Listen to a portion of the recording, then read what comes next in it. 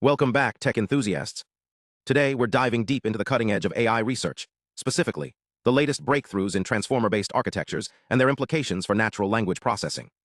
If you've ever wondered how models like GPT or BERT achieve such human-like understanding, or if you're a developer looking to stay ahead of the curve, this video is for you. Let's get technical. First, let's revisit the foundation, transformers. Unlike traditional recurrent neural networks, which process data sequentially, transformers use self-attention mechanisms to weigh the significance of each input element relative to others. This allows models to handle long-range dependencies more efficiently, a critical factor in tasks like translation or text generation. But recent research has pushed this even further. Take, for example, the introduction of sparse attention in models like Longformer and BigBird. Traditional transformers scale quadratically with input length, making them computationally heavy for long texts. Sparse attention reduces this burden by only considering relevant parts of the input, slashing resource requirements while maintaining accuracy. This is a game changer for applications like legal document analysis or scientific paper processing, where context spans thousands of words. Now let's talk about parameter efficiency.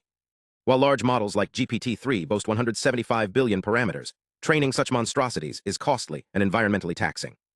Enter techniques like low-rank adaptation, LoRA, and prefix-tuning. These methods freeze the pre-trained model's weights and only fine-tune a small, low-rank matrix or inject task-specific prefixes. The result?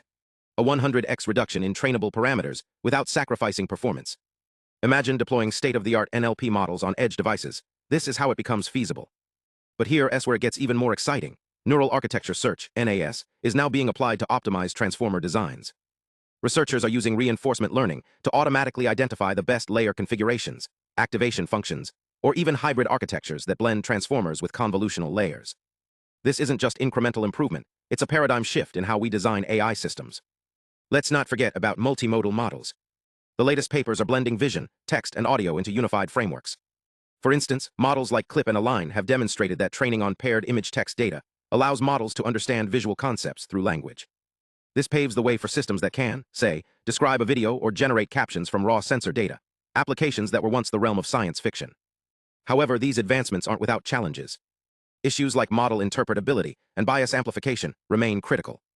Recent work on attention visualization and counterfactual explanations is shedding light on how models make decisions, but we're still far from full transparency.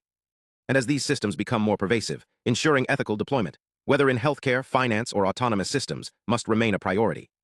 So what's next? The future of AI research lies in scalability, efficiency, and cross-modal understanding.